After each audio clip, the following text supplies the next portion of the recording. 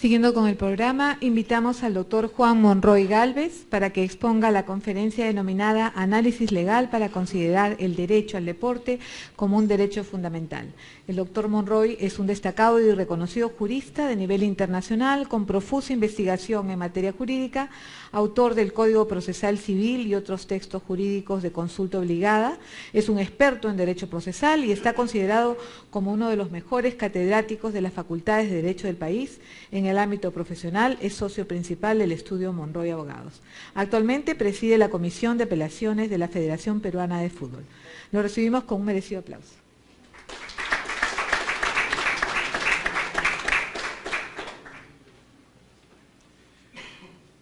Apreciados amigos en el deporte, creo que esta frase integra a todos, no discrimina y dice exactamente la razón por la cual en un viernes complicado estamos aquí, porque queremos que algunas cosas cambien sustancialmente.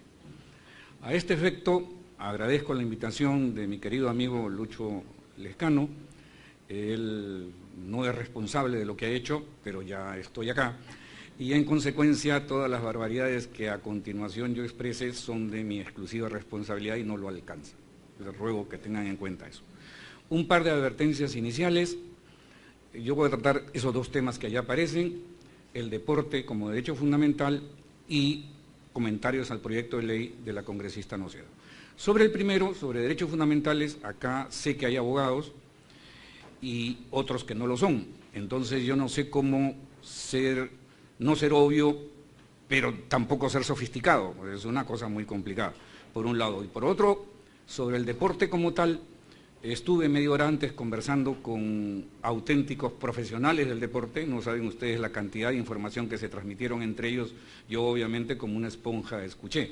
Ellos son profesionales y yo soy amateur. Esto significa que yo solo amo el deporte y en consecuencia el amateur tiene que saber que tiene que decir lo elemental y en la medida de lo posible decirlo bien, pero nada más. Ante estas dos precisiones, les ruego tengan en cuenta que aquí lo único que queda es negociar. Y en ese negocio yo les voy a pedir a ustedes algo que es, en la medida de lo posible, su comprensión por las cosas que yo diga, y a cambio yo les voy a ofrecer brevedad. ¿Ah? Vamos a hablar entonces primero de derechos fundamentales. Y una primera cosilla que hay que decir es que el Estado que ustedes conocen ahora es un Estado que a las justas supera los 2 siglos. O sea, nunca hemos sido así. O sea, el gobierno, que 3 poderes y todo eso, 220 años a lo mucho. Esto recuérdenlo bien. La primera experiencia importante es 1688, la Revolución Gloriosa que ocurre en Inglaterra, y el primer gran parto de ella es separar todo lo divino del gobierno. Ese es un dato histórico importante. El segundo, todos lo conocemos, es la Revolución Francesa, que genera las bases para que los gobiernos sean en considerable medida elegidos por el pueblo. Esto es el presupuesto para comprender los derechos humanos. Esto es esencial. ¿Por qué? Porque los derechos humanos al final del día constituyen la lucha entre el poder estatal y el individuo. Hay un conjunto de derechos que éste tiene, el Estado ejerce todos los que son de su exclusividad, y lo que va a ocurrir es que va a haber un círculo mínimo de derechos que tiene ese individuo, cualquiera de nosotros, que se tornan irrenunciables, que ni siquiera el Estado los puede violar, ni siquiera el Congreso lo puede afectar, ni siquiera una ley puede afectarlo. Desde ahora recuerden, ese es el matiz de los derechos fundamentales, que una vez que están en la Constitución, ninguna ley del Congreso ni de ningún lugar puede afectar un derecho fundamental. Entonces el colocar al deporte en ese nivel es muchísimo más trascendente de lo que pudiera uno estimar ahora. Y yo decía, ¿cómo hacer este recorrido rápido para entrar directamente al tema en aras de la brevedad que les dije y que les prometí al comienzo? Y a mí me parece importante recordar este señor que muy pocos constitucionalistas y muy pocos libros lo citan, que es un hombre excepcional, que se llamó Thomas Paine. Después le voy a decir por qué lo escogí. La ventaja de este hombre es que ha estado en todos los momentos estelares que tienen que ver con la fundación histórica de los derechos humanos. En 1776 se firma el Acta de la Independencia de los Estados Unidos, el Acta de Filadelfia, seguro la conocen, y él forma parte de su redacción. Y allí ya empieza a hablarse de derechos del hombre. Luego viaja a Francia. De repente, miren, en esa Declaración de la Independencia de 1776, de Filadelfia, de Estados Unidos, miren esa segunda parte. ¿No? Sostenemos como evidentes estas verdades, que todos los hombres son creados iguales, que son dotados por su creador de ciertos derechos inalienables, que entre estos están la vida, la libertad y la búsqueda de la felicidad. Eso es el punto de partida histórico de lo que después vamos a llamar derechos fundamentales, 1776. Luego el amigo viaja a Francia, llega en 1788, en un momento de ebullición. Como ustedes saben, la Revolución Francesa, la toma de la Bastilla se va a dar al siguiente año. Él es muy amigo de Lafayette. Lafayette había peleado en Estados Unidos y lo lleva a su país, a Francia, para concretar la revolución. Y es un tipo notable, se incorpora a la Asamblea Nacional como invitado y produce aportes importantes, pero lamentablemente comete la barbaridad de discutir con Robespierre, que en ese momento andaba, pues, el hombre un poco afilado, y lo detiene y le pone hora para guillotinarlo. Lafayette lo salva y con eso se va. Pero en cualquier caso, la Declaración de los Derechos del Hombre y del Ciudadano de 1789, francesa, contiene ya con más precisión los derechos del hombre. También tiene la mano de Thomas Paine, casi desconocido en el mundo del derecho constitucional, aunque ustedes no lo crean. No aparece, no lo miran. Después les voy a decir por qué. Se regresa a Estados Unidos, bueno, con las justas, y en 1791 escribe un librito muy lindo que se llama Los Derechos del Hombre. Y en ese libro, obviamente, desarrolla absolutamente todo lo que tiene que ver, no solo con la defensa de la democracia, sino es un desarrollo contra el racismo, la esclavitud, el sexismo y el dogmatismo religioso. Realmente, para la época, una cosa realmente excepcional. Y si quisieran ustedes una prueba de lo genial que fue Paine, es que en ese librito Los Derechos del Hombre, cuando se refiere a cuál debe ser la relación entre religión y Estado, o sea, qué debe hacer el Estado con la religión. Nosotros, por ejemplo, hay una parte del presupuesto que se la damos a la iglesia mayoritaria, que debe ser la mayoritaria también acá en el grupo. Yo discrepo, creo que no tenemos que darle dinero a nadie, pero en todo caso es una opción, ¿ya? Él, fíjense la maravilla de su afirmación. Con respecto a las denominadas confesiones religiosas, si a cada uno se le permite juzgar su propia religión, resulta que no hay ninguna equivocada. Pero si se ha de juzgar la religión de los demás, ninguna tiene razón. Esto es lógica pura. Por lo tanto, o todo el mundo tiene razón, o todo el mundo está equivocado.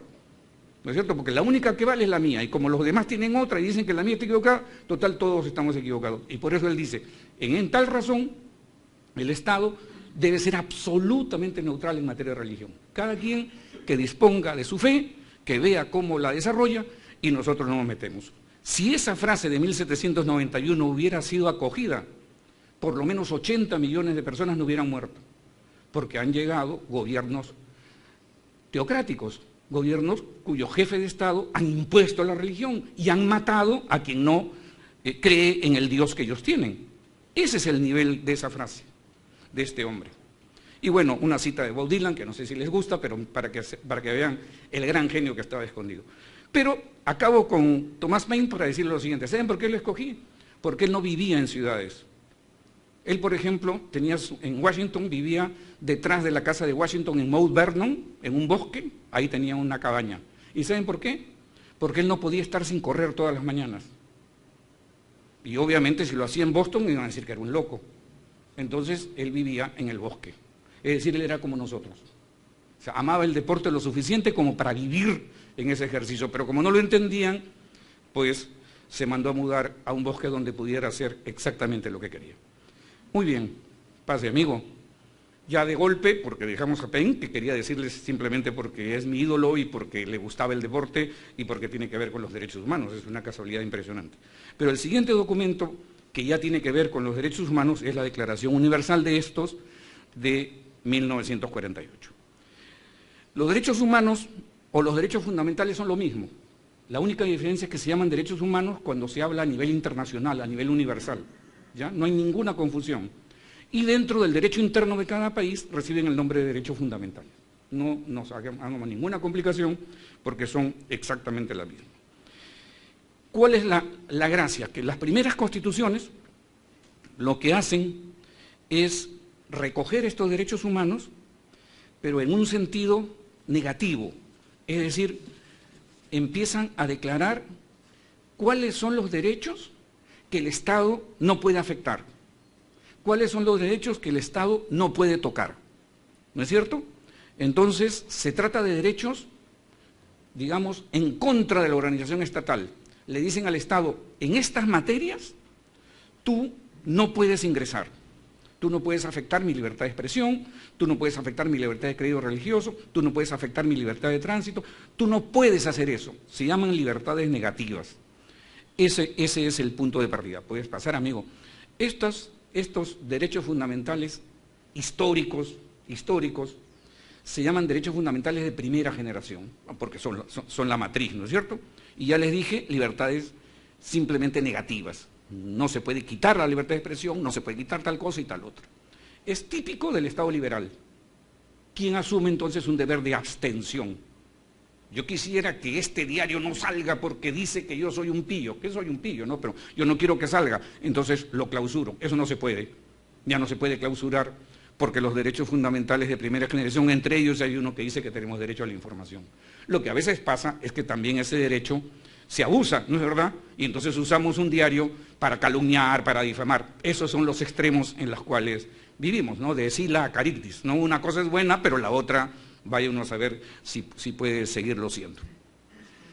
Estamos a fines del siglo, a comienzos del siglo XX, ¿no es cierto?, 1900, y las luchas que surgen de la Revolución Industrial determinan que este Estado de Derecho que contenía los derechos fundamentales de primera generación sean insuficientes, porque empiezan a aparecer otro tipo de derechos que tienen que ver con las grandes mayorías desplazadas, con las grandes mayorías oprimidas, con gente que trabaja, pero que tiene condiciones absolutamente mínimas de vida. No se olviden, por ejemplo, que el contrato de trabajo o el derecho laboral no existía a comienzos del siglo XX, estaba dentro del Código Civil. Entonces, realmente lo que habían eran violaciones sistemáticas de los derechos de la mayoría.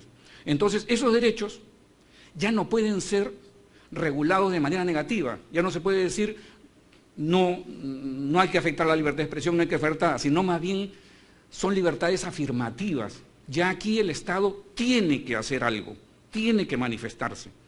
Ese tránsito, o sea, esa incorporación de las libertades positivas constituye el tránsito del Estado de Derecho al Estado social de Derecho.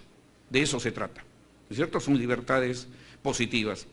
¿Qué es lo que ocurre? Que el Estado tiene que actuar, dar, hacer o prestar, ¿qué? Vivienda, trabajo, salud, seguridad pública. Este es ese tránsito. Y así aparecen entonces los derechos fundamentales de segunda generación, que son actividad. ¿Puede pasar, amigo? ¿Ya está? Muy bien. 1930, 1940 y un poco más, los grandes procesos de globalización de la economía, los grandes procesos de industrialización, ¿qué es lo que generan? Generan una extracción de los recursos naturales. Viene, recordemos Scorza nomás, la Cerro de Pasco Corporation contra la comunidad Yanahuanca, seguro lo han leído, cualquiera de las 4 de sus hermosísimas novelas. Es como el poder, obviamente apoyado por el gobierno de turno, empieza a afectar a las comunidades porque la mina bota sus relaves a los comienzos de los ríos, bajan las vicuñas, se mueren, no se puede sembrar absolutamente nada y se conduce a la miseria. Entonces, ¿qué ocurre? Que llega un momento en el cual ya esta explotación masiva y casi al borde de la extinción de los recursos naturales, que es un tema de los últimos 30 o 40 años, además, ya no es contra el hombre, sino es contra su hábitat, pero es otra manera también de acabar con él. Entonces, en ese contexto aparecen lo que se llaman derechos de solidaridad, es decir, derechos surgidos de los intereses sociales, de los intereses comunitarios. Estos son derechos de tercera generación. Ejemplos, hoy ustedes tienen la tutela del medio ambiente, del patrimonio histórico, del consumidor. Estos se llaman derechos difusos. ¿Por qué se llaman derechos difusos? Porque no los tiene nadie en especial. El consumidor de algún bien, ¿cuántos son? 325.220. Quienes consumen leche, a quienes los estafan diciendo que es leche pura y no es leche pura. Imposible saber cuántos. Por eso son difusos, pero son sólidos. Y deberían, y de hecho no están en la Constitución en este minuto, y eso les cuento, pero son derechos fundamentales, hay un reconocimiento total que son derechos fundamentales. Y en ese momento transitamos del Estado social de derecho al Estado constitucional de derecho. Esto es lo que en sede nacional ha ocurrido de poco. Si no, acuérdense de lo que ocurrió en Choropampa.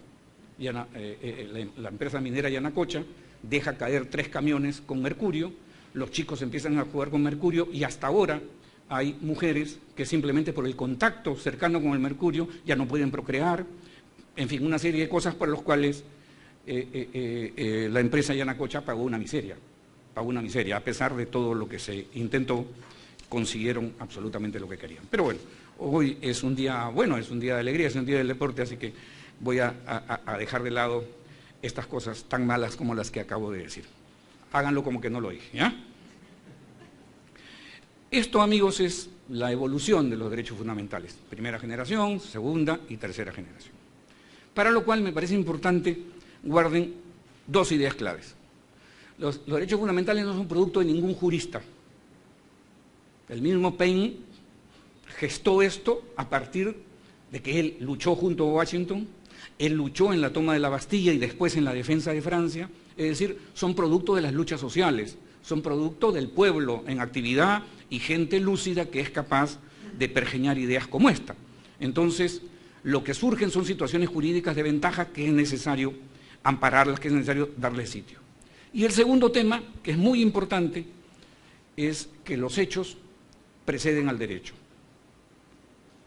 Estamos aquí porque nos gusta el deporte, porque amamos el deporte, sería mejor decir, por lo menos es lo que a mí me ocurre, y porque sabemos que es un bien postergado del país.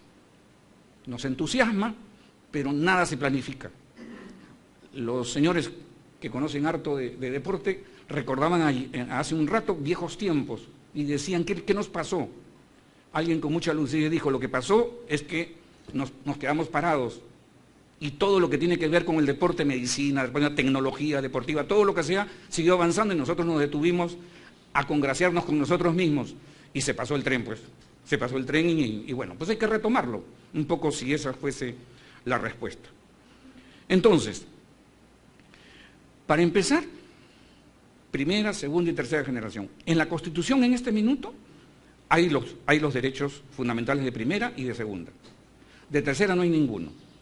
Pero no conozco un abogado en este país medianamente lúcido, o sea, no muchos, que sepan que los derechos fundamentales de tercera generación no están en la Constitución, no están claramente dichos al medio ambiente, no están. Pero ¿saben qué? Eso no importa en absoluto. Hoy día no hay Ferrajoli, Atienza, o sea, no hay una sola concepción del derecho, del derecho en general, de la teoría constitucional en especial, que no afirme que los derechos fundamentales de tercera generación existen. El derecho al agua, el derecho al aire, el derecho a un ecosistema sano. Lo que pasa, y aquí sí voy a ser sincero, lo que pasa no es que esto exista, sino que junto con eso hay un problema. En el Perú somos expertos en darle tutela a los derechos fundamentales de primera generación. Los que no saben de derecho, que son a quienes más me importa esta conversación, se lo digo con toda sinceridad, seguro han escuchado hablar de amparo, de habeas corpus a cada rato. Esas son tutelas constitucionales, son tutelas para defender los derechos fundamentales. ¿Y saben qué? El 99.99% de los amparos, habeas corpus, acción popular y toda esa cosa, solamente sirven para los derechos de primera generación. perdón, pero tú has dicho que los de segunda generación también están los... Sí, pero esos que se frieguen. Para esos no hay tutela. Está bien escondida la cosa. Se trata de levantar la alfombra. Se trata de ser imaginativo. No hay que repetir las cosas como están. Se los quiero contar. ¿Puedes pasar, amigo? Si se tratase del derecho al deporte, tendría que ser un derecho de segunda generación, porque es un derecho social, ¿no es cierto? Pero ¿cuál es el problema? Que arrastra el estigma que les dije hace un rato, de su poca importancia, de que no tiene tutela. Si ustedes en la noche, yo soy bien irresponsable, digo estas cosas sin pensar, pero si ustedes le dan una vueltita a la Constitución, que es de ustedes además, la Constitución nuestra, van a encontrar que al comienzo de ella hay 2 capítulos. Un capítulo que dice derechos fundamentales de la persona y otro capítulo que dice de los derechos sociales y económicos. Ese segundo capítulo son los derechos fundamentales de segunda generación. Pero miren cómo está dicho. Si yo les digo, si no les he contado lo que les he dicho, parece que los segundos no son fundamentales, ¿no? Porque los primeros son fundamentales. Los segundos, como no dice fundamental, estamos fregados. No lo son. Eso es mentiroso.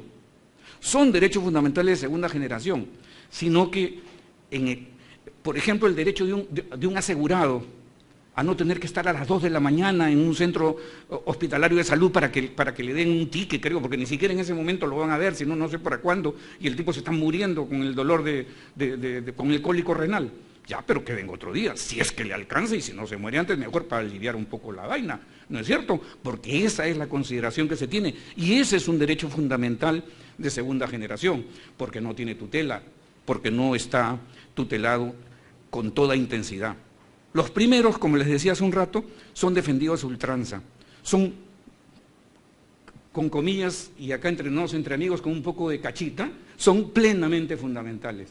O sea, el sistema económico que estamos viviendo, este sistema planetario de estrangulamiento del poder económico transnacional, nos ha hecho que creamos que somos grandes luchadores de los derechos cuando hablamos de amparo y de derechos fundamentales en primera persona.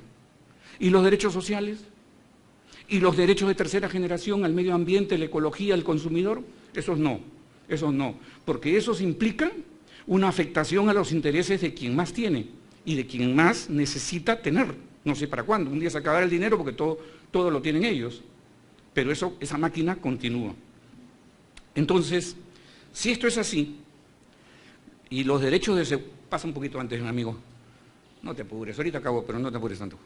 Estos derechos de segunda y tercera generación reciben un tratamiento cicatero, un tratamiento ladino, los esconden, los ponen debajo, no se discuten. Yo no sé si es por ignorancia, se lo digo con toda sinceridad. Ya no, a estas alturas, y como están las cosas, yo no puedo asegurar que esto sea intencionalmente. De repente hasta es premiarlo decir que es intencionalmente, pero en cualquier caso, esos dos derechos andan encubiertos. Ahora sí, apreciado amigo. Los derechos fundamentales, entonces, hay un artículo 3º que dice, un poco más o menos, los derechos fundamentales son los que están aquí y los que pueden estar, con lo cual ya no hay tema. El derecho al deporte, como el derecho al aire, como el derecho al agua, ¿no? Es un derecho fundamental. Tuvo que recordarse que era un derecho fundamental cuando querían privatizar Sedapal, no sé si se acuerdan. ¿Por qué? Porque es una manera de que ingrese el billete. No es que Sedapal está mal, no sirve para nada, no llega agua a mi casa. Claro, porque en el fondo lo que se quiere es hacer el negocio. Y hacer el negocio con el agua, que es un derecho fundamental. Miren los peligros que encierra la falta de cobertura. El tema es que cuando un derecho, y en eso la congresista Noceda tiene razón, no aparece en la Constitución, es más difícil discutir con pasión su eficacia. Porque no está... Sí, pues, sí, tiene razón, sí es derecho fundamental, pero en su momento pues hay que ver si hay una partidita por ahí, a ver si se alcanza, que es la lógica que estamos soportando, ¿no? O sea, como que no son exigencias constitucionales inmediatas. Inclusive alguien con cinismo escrito en el Perú, no importa su nombre porque hay que regalarle el olvido, dice que son normas programáticas, o sea, para el futuro, pues cholo, no pidas ahorita, no, deporte ahorita, no, tenemos otras cosas. No hay plata para Odebrecht. ¿Cómo vas a dar plata para el deporte? No hay. Entonces, por ahí anda, ¿no es cierto? Entonces, Los derechos, por ejemplo, a trabajar libremente está en la Constitución, a la salud pública, a la seguridad social, a una educación para vivir el trabajo, al agua, a un ecosistema sano, ninguna tutela, ninguna manifestación concreta. Y empiezo a terminar. Este es el gran peligro que tiene el derecho del deporte. El gran peligro, porque les dije hace un rato que es un derecho de segunda generación, pero es un gran peligro que además tiene algunos prejuicios a los cuales me quisiera referir rápidamente con el respeto que se merecen los deportólogos. Yo creo que al deporte se le concibe con una aproximación lúdica. Es decir, si el deporte es juego, nadie le importa que detrás de lo lúdico hay una esencial base formativa. O sea, no es accesorio, tiene elementos esenciales para la sociedad. La sociedad puede cambiar de rumbo con una política pública de deporte distinta. Yo acabo este parrafito diciéndole algo que es muy personal, pero en todo caso, tómenlo, déjenlo. Yo creo que debe ser muy difícil que haya una buena persona que no sea deportista, miren. No digo que no lo haya, ¿eh? Pero hay algo intrínseco, hay algo que está detrás de eso cuando a uno le gusta el deporte. O sea, ama a su comunidad, se integra, quiere un cambio, quiere algo mejor. Segundo prejuicio, en el otro se privilegia lo lúdico, en el otro se privilegia el divertimento. O sea, nadie lo advierte que es un instrumento de transformación social. O sea, quieren una sola prueba porque hay apuro. Una tara social, la drogadicción. ¿En qué punto de 360 grados es compatible la drogadicción con el deporte? Díganme. Díganme para mañana a ver qué me inyecto, porque yo corro todos los días. Y corro y soy feliz. Voy y vengo. No necesito. Ustedes que hacen deporte no necesitan. Ustedes que aman el deporte, con solo amarlo no necesitan. Entonces son incompatibles. Entonces es un instrumento de transformación social. Sin duda, es un cambio radical que puede haber en una sociedad. Y el tercero es que, al ser un derecho fundamental, pero de segunda generación, le va a pasar lo que le pasó lo que le está pasando a los derechos del capítulo segundo, ¿cierto? Es decir, va a estar alojado, como yo digo allí, en ese lugar donde están las cosas que no se concretan. A lo de Peter Pan, pues va a ir al reino del nunca jamás. O si quieren citar a Sabina, pues va a ir al lugar donde habita el olvido, ¿cierto? Entonces, nada, que ahí se quede y que sigamos nosotros arando en el mar. Pues eso no va. Y como penúltimo, el proyecto de la apreciada congresista que ahí aparece. Ese es su proyecto y ella sabe que lo que voy a decir, lo voy a decir con el mayor de los respetos. Yo lo comparto en la esencia, en los fundamentos que he escuchado, pero quisiera agregarle algunas propuestas, algunas mínimas. La primera es que yo no lo pondría en el capítulo segundo, porque si lo pone debajo del 14 se va al capítulo segundo. Además usa el dativo de hace 2 siglos, de los derechos sociales y económicos. Es decir, hasta para eso han sido anacrónicos, hasta para guardar las cosas. Esta es una concepción conservadora de la Constitución, si se han dado cuenta, ¿no?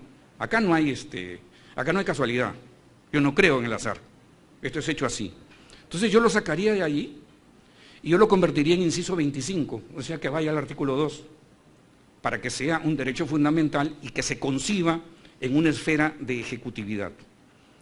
La doctora dice, el Estado reconoce el derecho de todos a la práctica del deporte. ¿Puedes pasar, amigo, para ver mi proyecto?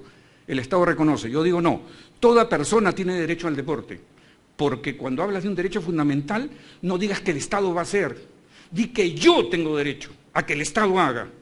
Colócame en primera persona, porque realmente soy el que importo. El Estado no, el Estado es el instrumento para que esto se concrete. Entonces, la primera persona es en primera persona y no después del Estado. En segundo lugar, en el proyecto se dice que es un deber. Yo no diría que es un deber, yo diría que es una obligación, porque los deberes tienen contenido ético. Y ya estoy harto que digan, sí, el deporte es importante, el deporte es esto, el deporte va a cambiar el mundo. No me frieguen que va a cambiar. ¿Lo vas a cambiar o no? De eso importa. Entonces no es un deber, es una obligación. En tercer lugar, yo no usaría el infinitivo. Es deber del Estado garantizar, ¿no?, su acceso y promoción. El infinitivo. Además, el infinitivo en forma casi de futuro. No, yo sería el presente. yo sería el presente. Puedes cambiar a mi propuesta. Entonces el Estado asume el deporte como política pública y asegura los recursos para su promoción. Se acabó. Ese es el deber, esos son los alcances. Y finalmente, sé que esto no tiene que ver con la propuesta de la congresista Noceda, sino con todos los proyectos de ley que en este país hace 30 años se presentan, porque un día una persona que está en el Indecopi dijo, siempre coloca costo y beneficio, porque es bueno que se entienda que los proyectos de ley, y cuando se concreten en ley, no irroguen gastos al Estado. Esa es la visión más neoliberal, absurda y tonta que conozco. Vamos a producir una reforma del deporte sin... ¡Ah, qué bacán! No sé cómo sea eso, se lo juro, no sé, pero me parecería maravilloso que eso ocurra así de la nada, no sé. Nada más, gracias por su tiempo.